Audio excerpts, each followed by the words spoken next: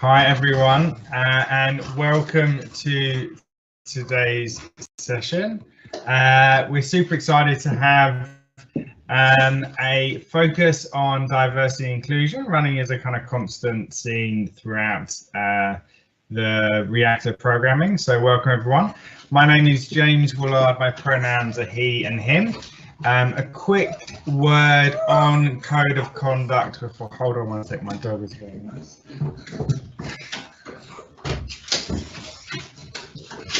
Okay, I am back. Joys of working from home. So a quick word on code of conduct before we get into today's session, which we're really excited about. So we are operating in a kind of Teams live environment. We encourage you to post questions throughout the session. We will be keeping an eye on those as we go through and posing them to our speaker at the end. And we do just ask that anyone remains polite and aware of others as we go through. Okay, so before we get into it, I'm really excited to welcome Thomas Cliff to join us today. Thomas is the founder of an organisation called TRAC, which we will be hearing a lot more of shortly. And the focus is going to be all around the opportunities of working with people with autism and how that can play into different parts of employment. So Thomas, I might ask you to jump on. Thanks for the introduction, James. Yeah, I'm really looking forward to talking to everyone. We're going to work through a short presentation of around 30 to 35 minutes. And as James said, we'll then stop at the end for any questions and answers. For people who might take a little bit more time to process the information, I'm more than happy to take questions later on into the evening as well. So I'll leave my contact details there. So I'm hopefully going to share my screen so you can see my presentation. So as James has said, this is a schedule. Why am I telling you this? Because what we're going to do today is model some of the things that we would really like to see employers, entrepreneurs do to help not only their employees, but also their customers and the stakeholders. So the first thing that we like to try and do is to give people a structure. So we have got around 30 to 35 minutes. I'm going to start off with an introduction. I'm then going to share quite briefly a definition of what we mean by autism, because I think it's important to have a shared understanding of what we're talking about. And then the focus for the session is very much around autism in the workplace and how we as individuals, business owners, startups, can really help to create opportunities for individuals. And there's a few key themes that run throughout, the main one of which being that we can make really small environmental changes that can make a massive life-changing difference to individuals. We'll then end at around, after about 30-35 minutes, we'll have some question and answer time for you. And like I said, anyone that we need to follow up on that, we're more than happy to do so as well. So who am I? My name's Thomas Cliff. I don't mind being called Tom or Thomas.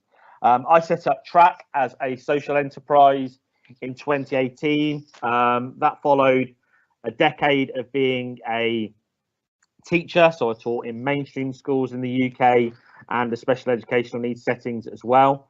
And my passion came about because I saw people who had a wide-ranging skill set, but were facing barriers to access, whether it be education or ultimately employment. So we decided that we wanted to change the system. We started off in Northampton with a view that actually we want to step by step change the world. It might sound quite ambitious for a small company, but I think that's what we really want to try and achieve. So far, it's been a turbulent couple of years with pandemics and various other things popping up, but we've supported 35 people into a variety of paid roles, from graduate graphic designers to individuals setting up their own companies, retail, logistics, hospitality, tech, cybersecurity. So I guess my point there is that we're creating jobs to meet the needs of individuals, and actually what we're seeing is that when people get into employment, the feedback that we're getting from individuals has been absolutely fantastic. And another one of our key messages, so the first one being change the environment and not the person, is that actually this isn't a nice thing to do. This is a sound business decision which will benefit not only yourselves, but from our point, more importantly, those individuals who want to work, have the skill sets to work, but just need some minor changes put in place to help do that. In terms of a definition, I think I'm just going to pick a few key words out there from a definition. This is from the National Autistic Society in the UK. A few key things there: lifelong. Even if you're diagnosed as a 50 or 60-year-old, you've still been autistic all of your life. You were born autistic and ultimately would die as an autistic person. And that isn't meant to be provocative. I think it's really important. I met with a HR director of an international company who said to me, you see a lot of autistic children, but you don't tend to see a lot of autistic adults. And the point is, an autistic child becomes an autistic adult. And that is very, very important for us to recognize, because whilst people might develop strategies to help them to adapt possibly, what we can do is change the environment so they don't have to, and we can meet the needs of those individuals with some really small changes, which I'm going to talk about today. It is a developmental disability, and the term disability, you know, from my point of view, the main label that matters to anyone is their name. And when we talk about today, some of the changes we make aren't just applicable to autistic people, they're applicable to absolutely every person. And it can affect the way in which a person communicates and interacts with the world around them. So just because I, as an individual, may experience something in one way, what we have to change our thinking to is, if someone tells us that the noise from the background noise is causing physical pain, then let's change the background noise, okay? We don't have to doubt the person just because I don't hear it or experience it in that particular way. I'm going to use a couple of terms today, and not to patronize, just so people know. Neurodiversity is a term which is being used more and more, and it covers a suite of diagnosis: Asperger's, dyspraxia, dyscalculia, and autism spectrum. And I will also use the term neurotypical for individuals who don't meet one of those diagnosis levels. When it comes to autism, I'd love to talk to you for hours and hours, but I've only got a limited time, and I do have to keep reminding myself that by looking at the clock. And I could spend hours just talking to you about diagnosis, but I think it's important to recognise there are a few key areas where individuals can find difficulties or challenges or differences, okay? And I'm using different terms there because different people like to address it in different ways. So autism is a spectrum. You've met one autistic person, you've met one autistic person, as the saying goes. Everyone is different and people will have different profiles, but there are some key areas which can affect the way in which people sort of experience and interact the world around them. So from a point of view of social interaction, I think over the last 12 months it's been now, we've experienced a new set of societal rules. But within every workplace, there are sets of unwritten rules. Who sits in a certain seat? What time do you have a drink? How long do you take for a lunch break? If someone says it's an hour lunch break, do they mean that? Or actually, is it inferred that you shouldn't take the full hour? But what we can do as employers, as entrepreneurs, as individuals, is make these unwritten rules clear. So it's interesting when we do video calls or technology, one of the first things we normally do is ask people to mute themselves. Well, in a person-to-person setting, that would probably be frowned upon from a point of view that you walk in, you tell people to effectively be quiet straight away. But actually, we can support people by making unwritten rules of the workplace a lot clearer. When it comes to communication, I think there is a misperception sometimes, perhaps that autistic people, you know, there's the sweeping generalizations. I've got some individuals whom I support them because if we got on a particular topic, so it could be a particular sport, Formula One, for example, one of the individuals I've supported into work, he would talk about Formula One for 10 to 12 hours, probably non-stop, if I didn't structure a conversation for him. So I'm very clear when I meet with him what we're going to discuss, how we're going to talk about it. And that's because he's asked me to do that for him because it helps.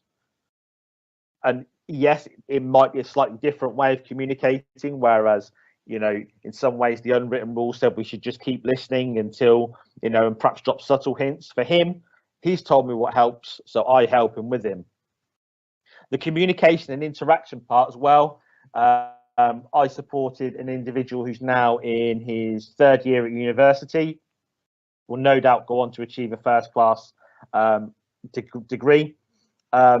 Really found school a challenging environment. And one of the issues that we kind of found straight away was that when he went to secondary school, he would walk in the door and he would instantly be given 4 instructions at once. So come in, take your coat off, sit down on your chair and get your book out. And basically that's 4 very distinct instructions. And what he needed was a 15 second processing time for each instruction, just the first few times he did it. So when he first went into that classroom, he got frustrated. He heard the word chair and he'd knock a chair over because he was just overloaded with information. What we then worked on was actually that was process A, so he knew. And he'd come in, and when he'd come in, we said, right, process A, and he'd do those 4 things because he'd had time to process them. And actually, it's really important to recognise that when we're communicating with individuals. Hopefully, you know, one of these sessions today will be available for people to look back on information, because perhaps it would just be helpful for people, as well as being told verbally, to have the information in a written format as well. One of the other areas which I think is misunderstood quite a lot is that autistic people can have difficulty in social imagination. And what we've got to be careful here is that's not to say creativity. Autistic people are coming up with the innovative ways of solving problems. Microsoft are one of the companies, if you look at their recruitment in America, that has specific streams for individuals because they recognize the value of looking at things from a different perspective. But one of the things which people can find challenging, and again, first class graduate that we supported into work didn't understand or couldn't predict what an open plan office would look like. And we'd say to them, you know, here's what it could look like. What they wanted to see was what it actually will look like. Where will the place that they work look like? And this is where technology can play a huge role. And we've seen over the last 12 months now, people preparing workplace videos, workplace guides. What does it look like? When I arrive, what do I have to do? You know, at the minute, the focus is mainly around PPE and social distancing, but we can use those as here's what's going to happen when you come for an interview at our business, because what's happening is some of the barriers we create means you as organizations, as entrepreneurs, aren't accessing the skilled staff that are there and available. Something else that we need to consider as well is around about the way in which people experience the sensory environment around them. So working from home can be quite beneficial because to some extent we can tailor our environment to what we need. Now, there's still unpredictables. I've not got any parcels today, and hopefully there won't be any phone calls, but we can almost help people. People can change the volume of their headsets to make sure it's suitable to them, and I'm going to make you do that in a minute for a video that we watch.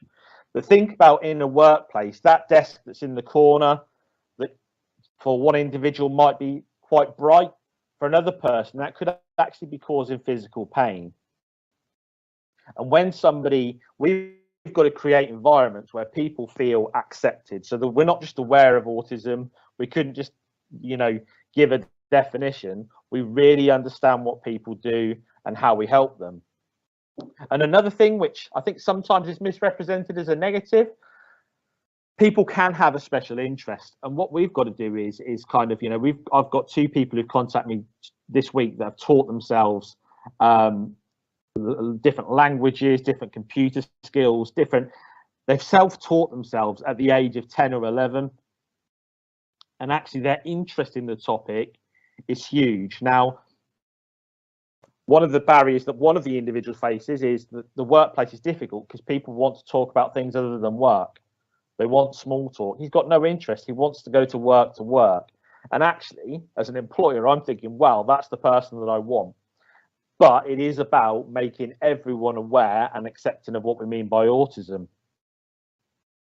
So in terms of a diagnosis rate, you're looking at between 1 in 100 people and 1 in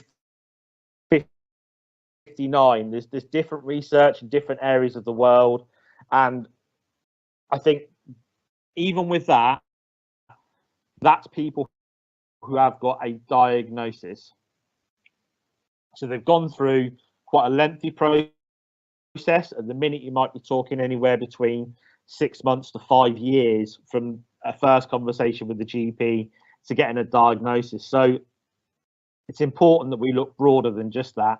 If we've got somebody who we feel we want to meet their individual needs, let's not look at the diagnosis. Let's look at meeting the needs of that individual person.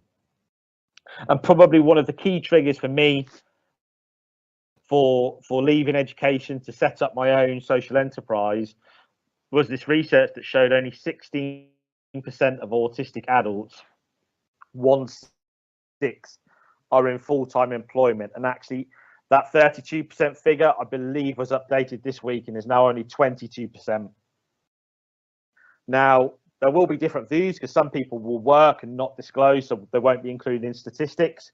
But the fact that that's nowhere near 100 to me was something I had to change. It's something I wanted to make the world more aware of and to support individuals, but most importantly, to support employers and environments to become more aware and accepting.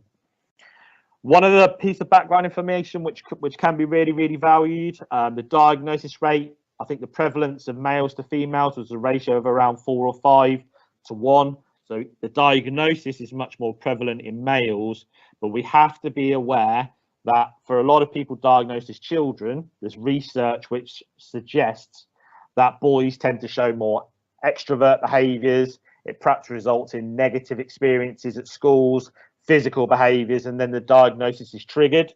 Whereas from a point of view as a female, individuals might just be regarded as shy or introvert, and it's different on every individual person. I have to stress that.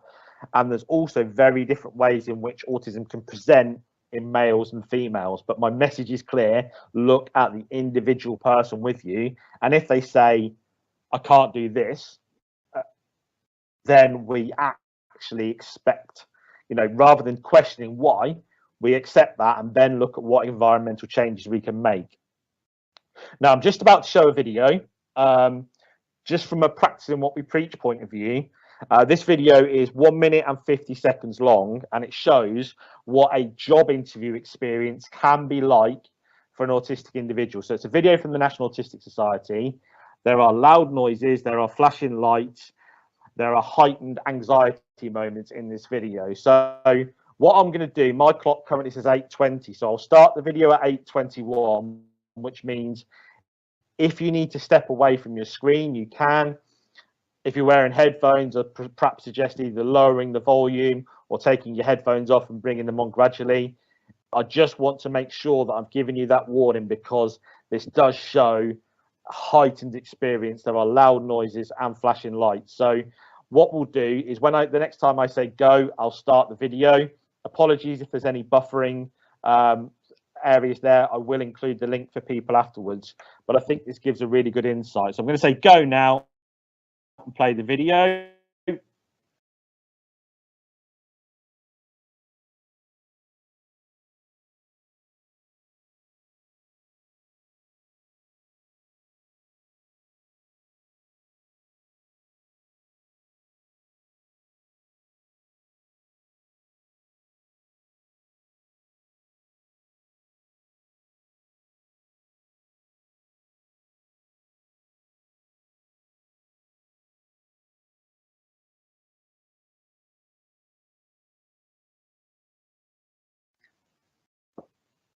Right, the video doesn't seem to want to play.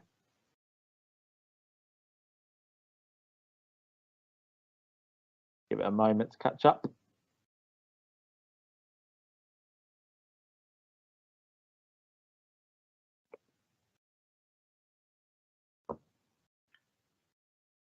So unfortunately, it doesn't look like that video is going to play, but I'll include a link in the chat facility afterwards. I'm aware people might turn their volumes down, so might struggle to come back now.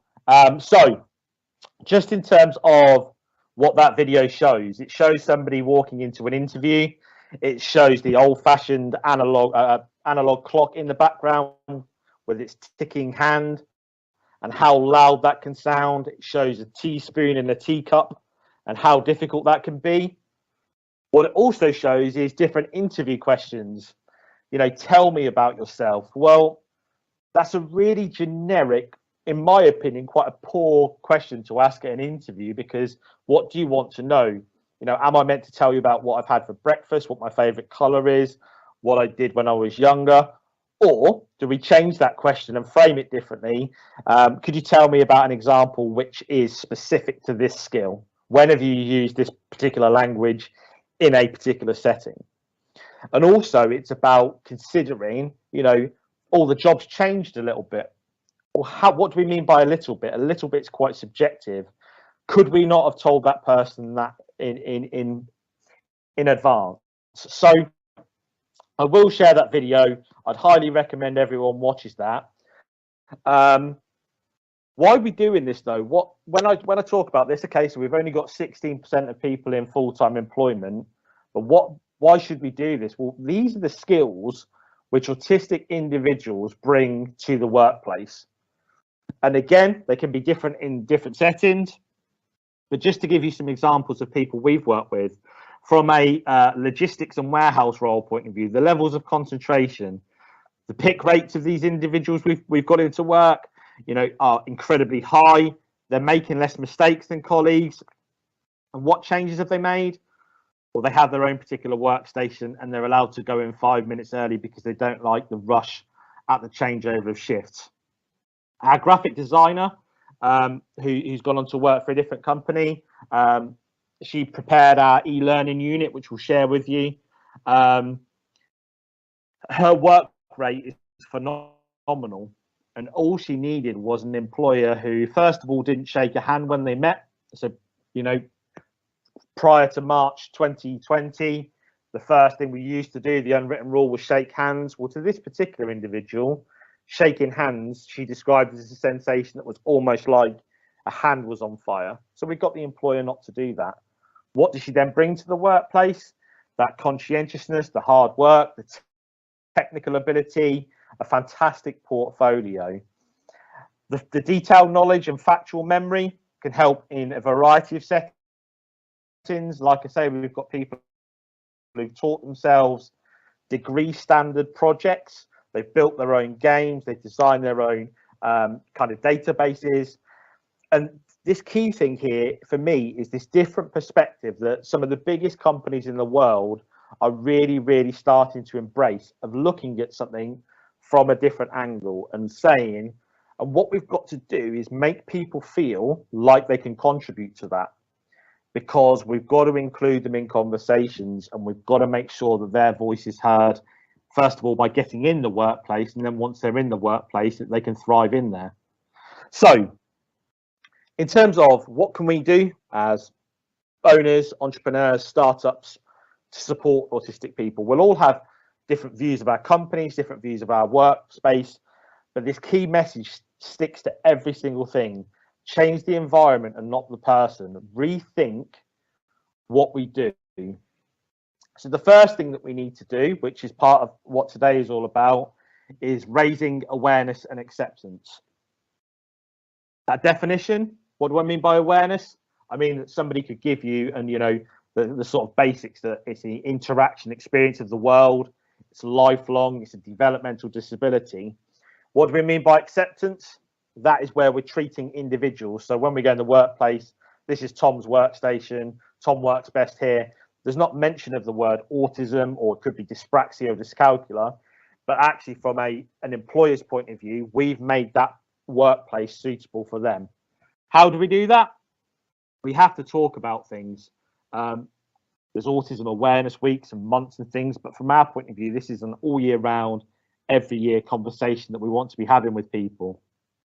So we've worked with small companies from local sort of charity shops right the way through to providing training for Microsoft staff, McDonald's, Wincanton, Sainsbury's, all of these different areas. And our key message to start with is start the conversation.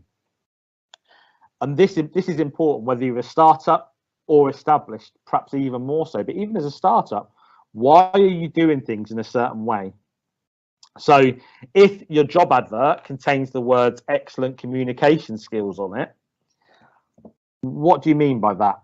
Because I've seen that on job adverts where candidates I work with have then not gone for that job because they will say, I haven't got excellent communication skills. I'm very good at writing, but I'm not very good verbally, or, you know, the complete opposite. Why are we having an interview? Is an interview a valid method for our particular job? You know, retail and logistics and warehousing, we changed from an interview through to a small trial shift. Okay, made sense. We could check what they could do. The same way that if I'm employing somebody, you know, who's going to be a programmer, what is the relevance of the interview to that particular task that they're going to be able to do? Would I not be better off giving them a task or a challenge to complete, making sure that actually you've worked with individuals to understand how we can break it down? And we've got to champion what we're talking about and share the successes, because I'm talking today a lot about the positives, but we have to realize for autistic individuals, they face challenges on a minute by minute daily basis. But we can make changes, including individuals. And when I say we, I mean every human being, to make it more accepting of individuals' needs and what happens. So we run a variety of training events, from half an hour sessions like today through to whole day, 3 or 4 day sessions. But I think what it's important to do then is go away and think, right, how does this apply to my company, my individuals, my staff? Because the chances are, if you're a company with over 50 employees, you will have somebody in your workplace who is either autistic or has a very, very close relationship or, you know, knowledge of the subject. So why don't we use our own expertise to make the workplace better? Normally in a training session, I'd spend maybe possibly an hour on each of these slides, but I'm just going to focus on a couple today. So from recruitment and selection, this again comes back to questioning why you do things, and is it just because you've always done it that way? What skill is it that I need for a particular job? Now, we might have a job which we've made up to 40 hours because that's what we expect people want. That might include everything from data entry, admin, phone calls, various updates. Well, actually, we'd encourage you to rethink, does it have to be a 40-hour position? And this is where, with flexible working from home, I think the work market will change. If we need somebody who's fantastic at data entry and that role is 10 hours, well, actually, I've got many, many people whose data entry skills are first class. You know, the input rates, accuracy, fantastic. Now, they might only want to work 10 hours a week, so that job for them would be perfect, but they don't want to answer the phones. And why don't we like answering the phones? Well, some individuals, when you answer a phone call, you often don't know who it is because it's just a number. You don't know what they're going to ask. There's no verbal or visual prompts as to who should be talking or what to say next. You don't know what mood they're going to be in. There's so many different things to that. So when you come up with a job, think about the fact of, well, actually, would it be more efficient for me to have this as a couple of separate roles? Because I'm A, going to save myself some money, but B, I'm going to create opportunities for everyone as well. When we're advertising vacancies, think really carefully about your job adverts, using clear terminology. What is that job? If it's data admin, you know, entry, then that needs to be the job title. If you're coming up with a name which sounds quite out there because you're trying to think differently, that is going to cause barriers to employment, which means you might miss out on the best candidate. Think about the terminology, excellent communication skills, break it down. What's actually needed? If you're not talking to anyone, why do you need verbal skills? You know, if you're just working purely with a computer, they might not have the best communication skills, but you're going to put people off. When it comes to applying, think about your application forms. If you're asking people to describe themselves, what do we mean by that? Can we frame it? You know, this should be 200 words. This should be 100 words, because actually the anxiety created around that can be huge. When it comes to selection, again, interviews, can people have the questions in advance? You know, if it's not a customer facing role, what are you gaining by, you know, surely in an interview, you want people to show you them at their best. You know, if the interview is to test reactions, then fair enough. You might not want to give them the questions in advance, but you could explain that. I'm really sorry, I can't give you the questions in advance because this is a customer service role and we need to test how you react in different situations. But that justification can be really, really key. At the moment, obviously, a lot of things are being done virtually. But again, what are the unwritten rules of that? Should I wear a shirt and tie still to an interview, even though it's on a video call? There's all of these things, which when you think about them, this will help every person. You know, from my point of view, I used to, if I was coming down to London today, 2 days in advance, I'd want to know my train times, I'd have planned my route, I'd know where I want to come to. I might have had a look on Google Street to just to see where I'm going. But we can put that information, and that's going to help every person come into our business. And also just to think about the environment for people. So if they're coming in, you know, the open plan office, which has got glass, which everyone can stare in at, is that a great place for somebody in an interview who's obviously anxious anyway? But these are all just thought points that you can then more than happy to talk to people on an individual basis about how it could work for their business. Once people are in a role, things that we can be thinking about just on a sort of day in, day out basis.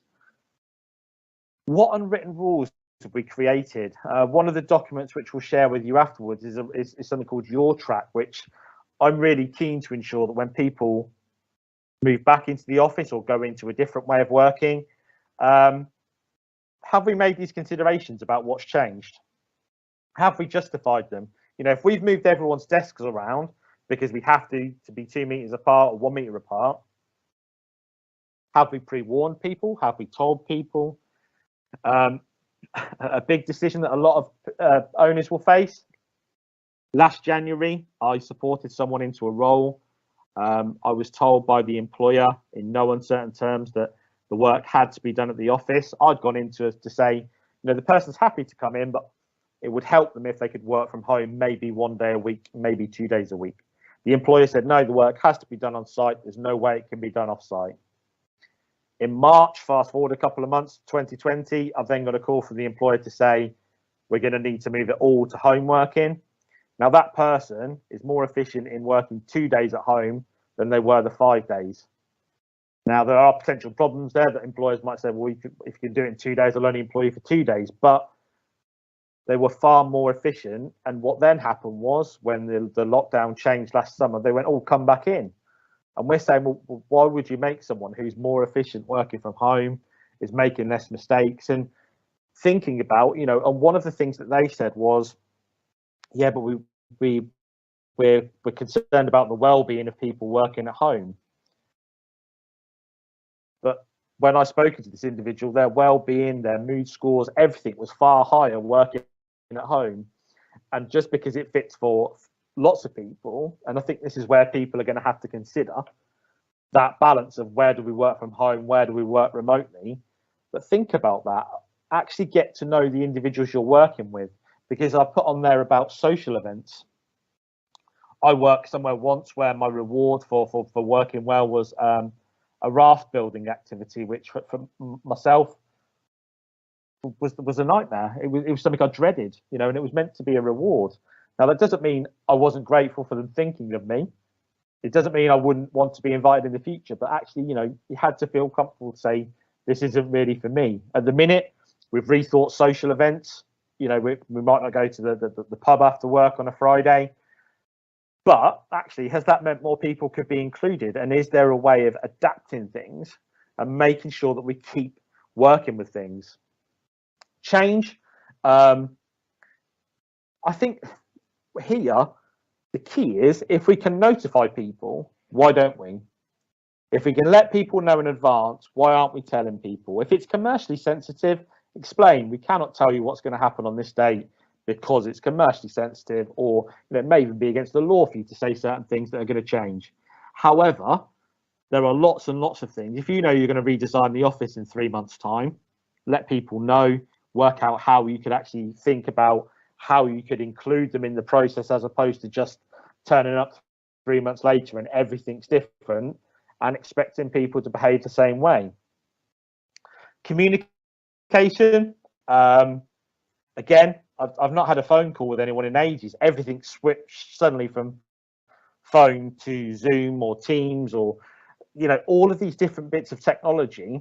How are we going to use these again in the future? I mean, on this particular kind of show today, I guess, you don't have your cameras on, but I delivered 2 8-hour Zoom training sessions to medical professionals, and I've had to say to people, look, feel free to turn your screen off. If you need to get up and walk around, you can, because I wanted people to feel comfortable. And the way in which I communicated to them, we varied it between video, written, spoken, some time away. We could ask questions privately via chat as well, and that can make a massive amount of difference. When it comes to your workplace environment, whether that be at home or at work, think about, again, design, layout. A lot of places now have pods that people can have, but do people know they can book them? Because these spaces where people can actually go in and focus can be absolutely brilliant. Any changes that happen, and again, thinking of notifying people in advance, and looking at practical solutions. It might not always be possible for you to completely redesign an office, and that's not often what people want. It may just be a very small change, but if we're receptive to that, people are going to feel accepted and able to kind of come forward with further suggestions. Just got a couple of minutes left to take us to the 35 minutes. So some key points from me. Small environmental changes make a life-changing difference. That could be from changing someone's working pattern to putting a particular piece of tech in place that aids that environment. None of what I've said to do today is a nice thing to do. It's a sound business decision. It's creating opportunities for everyone. It's about being able to allow us to benefit from skilled individuals. And at the minute, we've got a chance to shape how we do things and to rethink what is it that we do and how do we do it in our environment, because I think that's really, really important. And whilst the challenges at the moment are massive, we've got a cafe in Northampton where we bring people in to help develop their employability skills. That hasn't opened for a year, so we've had to think creatively about how we support people. But we have got a chance to think, what are we going to do next time? In terms of one of the projects that we've got running at the moment as well, we're working with the National Museum of Computing in Bletchley. We've got a program for 20 autistic adults to come in, and we've done everything from, we had a session with some Microsoft staff looking at games design. We've got people going to come in and work in the shop, the catering, but again, that whole breadth of jobs. And what we're always looking for is employers who are willing to think in a slightly different way and will benefit from kind of really highly skilled staff. So my details are there. So you've got my email address if anyone wants to add me on LinkedIn. The website is there. So I'm sure those will be shared with you afterwards as well. I'm more than happy to answer any questions that have come in now to James. So James, I think if I stop screen sharing and then we can go back to the other one. Great. Thank you so much for that, Thomas. It's so interesting. And I think there's clearly such a big opportunity there, which is just untapped and people just don't understand. And there's a lot of kind of education that needs to be done. There's a few questions that have come through, so I'll jump into some of those. So one was, do you know what would be the percentage estimate of undiagnosed people with autism split by working and not working? I don't actually know the statistics for that, and I think it would be, again, even with the 16% and the 22% figures, they're so incredibly difficult, because I've done training that people in the 40s and 50s have then gone and got diagnosed off the back of it, because they've said, Tom, you've just spent 3 hours describing my childhood, and actually the diagnosis rate of adults prior to the pandemic had overtaken the diagnosis of children. So I can't put an actual statistic on that. I'll go away and see if I can find out for that. But I think, again, my message is almost treat people as individuals. And if someone presents to us, I'm not always consciously diagnosing in my head, thinking this, I'm thinking, what changes can I make to support that individual? Yeah. Okay. That makes sense. So one other, I guess, is just around like industries or kind of capabilities. And I'm conscious that, as you said, we need to treat everybody as individuals, but there is kind of a bit of a dialogue out there around particularly like tech may lend itself well to people with kind of certain kind of skills and abilities. Have you got any views on that in terms of kind of where there may be kind of like strong alignment? I think again, it's one of the snapshots we've got is I think there was a general stereotype that, you know, IT is quite process driven. There's quite a systemic routine to things. There's processes, which does suit someone who works in a sequential way. But likewise, what we've also found is people who have ended up in, let's say, logistics or a warehouse picking and packing role, because again, what does it offer? It offers routine, it offers structure. And this is where I think sometimes we have to take a broader look at it, that there are some people working in warehouses that, you know, are fluent in many different kind of programming languages and things, which that's to me where we really want to open up the opportunities. And I guess, you know, one of the key focuses at the minute, there's a lot of talk around cybersecurity and looking at particular, you know, analyzing patterns, analyzing data, and an assumption from some people that, well, that task, I won't want to do that because it's quite repetitive.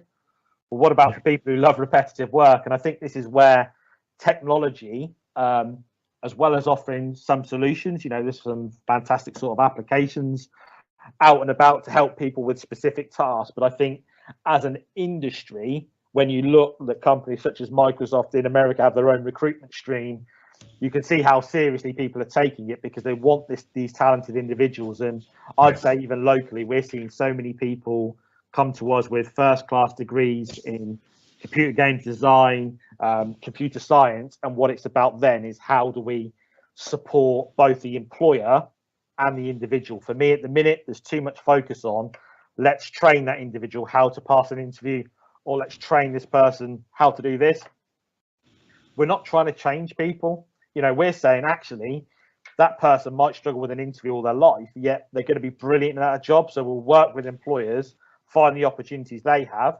And yeah, you know, there still has to be a form of assessment. We don't just expect someone to walk in and go, yeah, here's a job because you've told me they're good.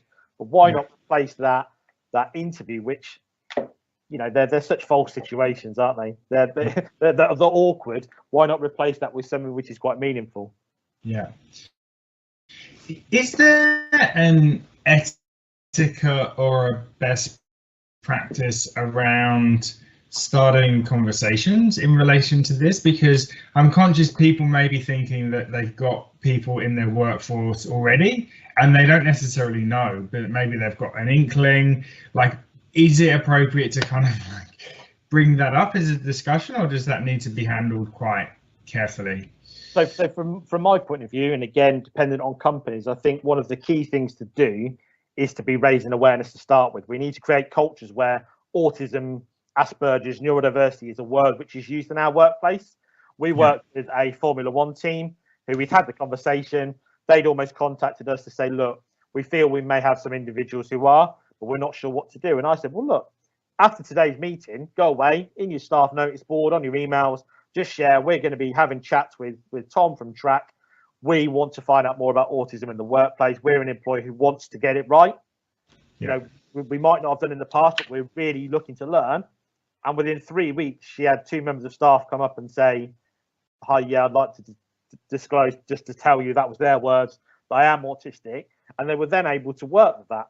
Now, as a company, you know, I would never encourage someone to walk up to somebody and go, I think you're autistic, you need to do this, because that's going to be an extremely challenging. But actually, you know, a different approach to that is to look at the whole company and to say, this is something we as a company are going to focus on. What you'll then find is there will be individuals within your organization who are passionate about it. So whether it's from lived experience, either are autistic themselves or son, daughter, niece, nephew, the number of people now who have a link. And then what we like to do is, you know, we're not someone that has to be there all the time. We'd like to train those individuals up to almost become ambassadors, champions, whatever terminology you use. But I think that approach of, you know, we are committed to this and we are going to work to get things right. And again, don't promise things you can't deliver. You will never make a perfect workplace. And I think people are afraid to say that because they're like, but actually, if you're just ignoring it, you're never going to get anywhere near to it. And you will have staff there who, you know, I mean, one example with dyslexia that we had, some individuals use a blue overlay onto written text to help them see and process the information. And he said, I'd much rather be able to wear blue lens glasses in the office. Office manager said, well, I can't do that because if he does, everyone will. And my answer was, that's brilliant. That would be really accepted because you're not drawing attention then. What a great thought. And the manager kind of looked at me as if to say, yeah, you're just trying to be smart. And I was like, no, I'm not. Thinking, you know, I could go down the Equality Act. We could go down various different discrimination laws that you're going to break there, or you can make it there. So he said, okay, we'll give it a try. And when I went back later, there was one other person in the office wearing blue lens glasses who'd said, yeah, I'm dyslexic. I didn't want to tell them because I didn't think I'd be made to feel welcome. And this has made my job better. So actually, you've improved it then for other people because not everyone will ever want to tell their employer. Some people will be perfect.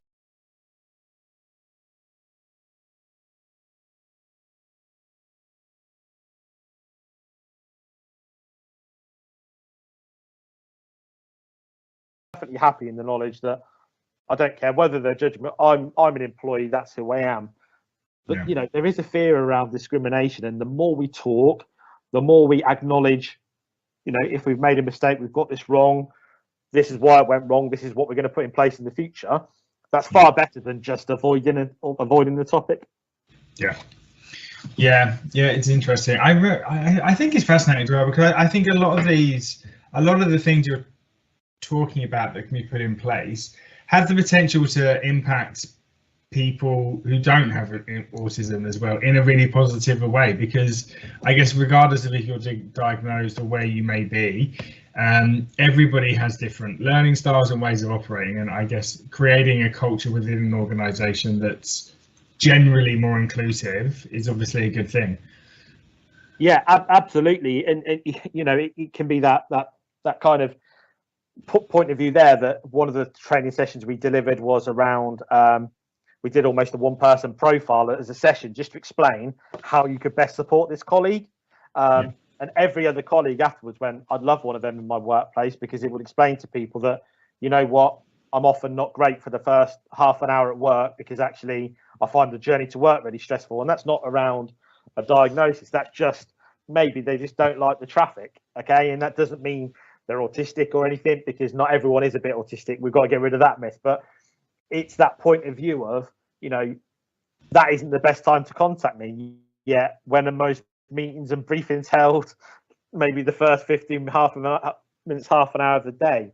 And I think just the more it becomes open and the more people become willing to meet individual needs, the more it really does help, because actually people then feel more comfortable, and it doesn't become a I want situation. It just becomes, well, you know what, we've put this in place for one person, but that would help the whole team, you know. And I think at the minute what we've got is PPE and all of these regulations, but you know, I went to one particular workplace where I was told they had a strict hot desking policy, which I questioned straight away.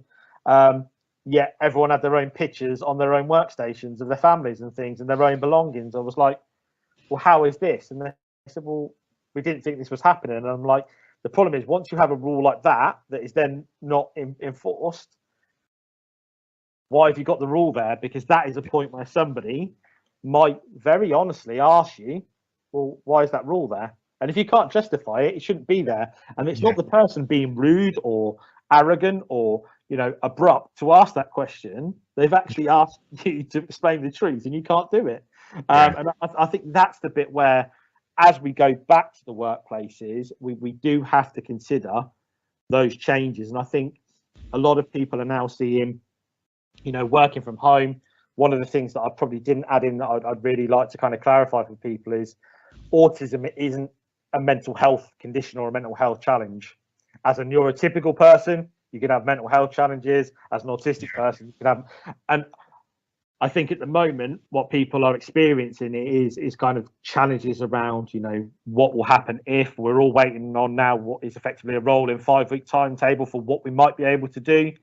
Yeah. But actually, that working from home, we're not just going to be able to go to people, right, everyone back in the office, off we go. And actually, when you look at activities, I know you run loads and loads of events, and some will be in person and some will be online. But the opportunity for the person who might not feel comfortable to come to a busy building to still be part of a conversation, I think we've got to try and take the positives. I'm not trying to upsell anything that's happened recently because it's been a disaster in a lot of ways. But looking for those opportunities, I think we really have got a chance to rethink the way we do things. Yeah, it's so interesting. It just makes you realize how much of society or workplaces kind of operate on unspoken rules or kind of cultural nuances that you, as you explain it there, you can see they would be impossible to navigate for someone who does think in a different way. So it's fascinating. Yeah, it's really fascinating. We've got a few more questions. I am conscious of time. One is someone's kind of very action oriented. So how do adults get a diagnosis? Is there a way to do this through the NHS? So first port of call would be the GP, and from there they it depends which area you're in around the country. They will have a different referral process. You might be referred to the adult Asperger's or autism team locally.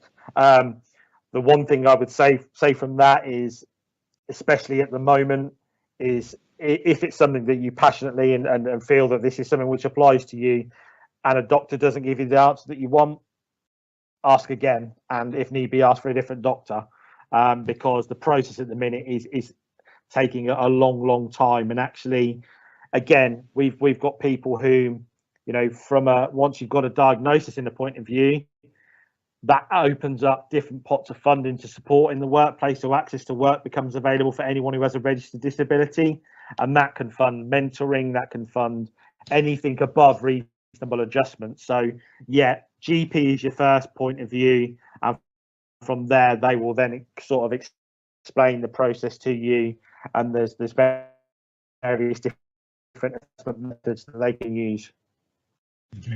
Okay. In terms of resources on an ongoing basis, so I know we're going to share the materials and some of the links and videos that you mentioned. Is there anywhere employers can go for kind of ongoing advice or kind of best practice around this? So I mean, from our point of view, you've got sort of the National Autistic Society. You sit kind of over a national area, and they kind of prepare different guides, and there's different trainings. I think one of the approaches that we take slightly differently is that we don't necessarily, I'm going to contradict myself here because what I've just given you was quite a generic half-an-hour session. I would much rather make that session really applicable to your workplace. And the process that works best for me is when a company contacts us, the first thing I want to do is get to know that company and get to question in a supportive way. So we did a workplace audit for the University of Northampton, so to go around the campus, look at the environment from that point of view, and it's getting to understand it, because you could go to a generic resource which says here's 10 things you could do, but I think sometimes that puts people off because they then assume they've got to make all 10, whereas actually it's, look, for employee A we need to do this, here's some real quick wins that we could have. So one of the organizations we went to, even things as kind of, people might think they're minor, but someone went for an interview and it said ring the bell, but it didn't say how many times, it didn't say wait 10 seconds, it didn't say, so they ended up pressing it quite a few times, to which they then got a quite irate response from a receptionist, and actually that could have been solved really easily. So my view would be, I'm always open and willing to hear from organizations to find out those sorts of things. And what our e-learning unit on our website is quite a good kind of introductory section that then goes off into different resources as well. Okay, cool. And then one thing we do like to quite a nice way to kind of frame things. If you asked everybody who kind of joined or listened here today to go away and do 3 actions, so 3 things, what would the top 3 things you would advise people to do? So from that point of view, I guess for those people who are connected on sort of LinkedIn or social profiles, is just to share maybe one of those key messages about changing the environment and not the person. Doesn't need to be the whole content. I think that would be incredibly important. On a broader basis, I think to go away and question how your business works and why it works that way. And I don't mean from a philosophical point of view, I mean a practical point of view of, you know, when you make a decision, think, why am I doing this? And if I can justify it, great. If not, there. And I think, again, is, you know, the next time someone has the conversation with you, kind of, you know, encourage that conversation as opposed to quiet, because I think sometimes people, it's brought up and then it can be shut down quite quickly. And I think inclusion, diversity, people are so worried about getting things wrong sometimes that they don't start the process. Whereas actually, if you can start that process, even if it's from today, and acknowledge that actually the things we can do, I guess, yeah, get started, include people in conversations. Yeah, let's get talking and sort of move awareness to acceptance. Awesome. And then one final question from the audience, which I think is a really nice way to finish. So in my company last year, we engaged with a company called Mind that deals with mental health, and I feel it was received really positively. If I was to promote what you are doing, then generally how/who should we approach at your company? So it would be me directly, so thomas@track.org.uk, and from that point of view, initial process from that is finding out a little bit about an initial discussion about where your company is at the moment, and finding out what you do. And what we then do is sort of look to run awareness sessions based around your company, because again, we've run training for McDonald's, which would be very different to, you know, I mean, one of the things we said to them was, you know, do you ask people why they want to work at McDonald's in your interview? And they said yes. And I said, well, there's 2 answers to that. One's a truth, which is I want discounted or free food and I want to be paid. And then the other is a generic GCSE careers option of, well, I've always dreamt of being a team player and a problem solver. And you know, one person's telling you the truth, the other person is creatively lying to you.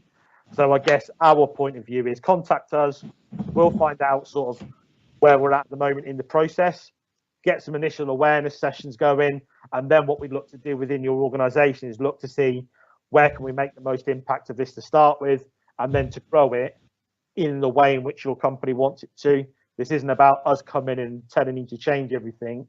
It's finding out what works well at the moment, because the last thing we want to do is change things that work, but where could we make improvements, and actually how we can then promote. And, you know, might be people choose to go down the disability confident route, which can be a really good way of letting people know, but also when we go to, we let people know who we're working with, and it makes them much more likely to apply for jobs with you.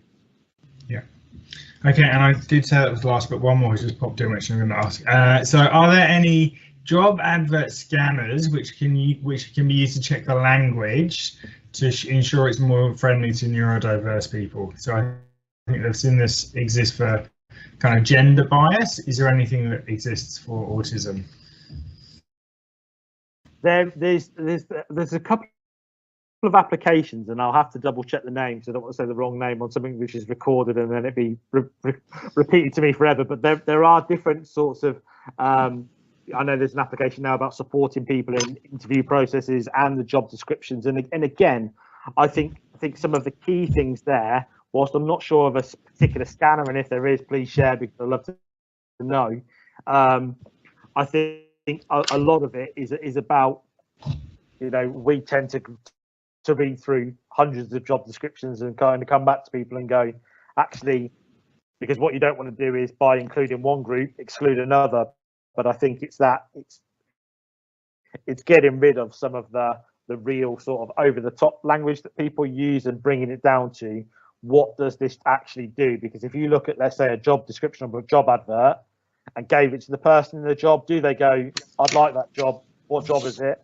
Or do they go, yeah, that's my job and that's accurate? Yeah. Okay. Cool.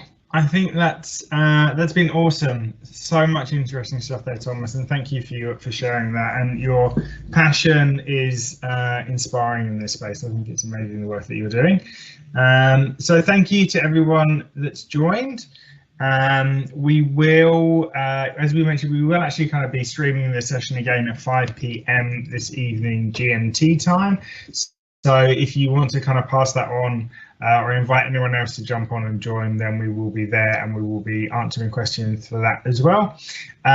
We do have, so I think flashing up now will be some kind of like additional resources. And Thomas, do you want to just remind us your email address again one more time, just in case? Yes, so my email is thomas@track.org.uk. Awesome. Okay, so Thomas has very kindly agreed to speak to anyone directly who may have any questions. So I'm sure he'll be looking forward to hearing from you. So thank you again. You've been watching a session all about autism and employment hosted by the Reactor, and this is part of our global D&I series. So thank you.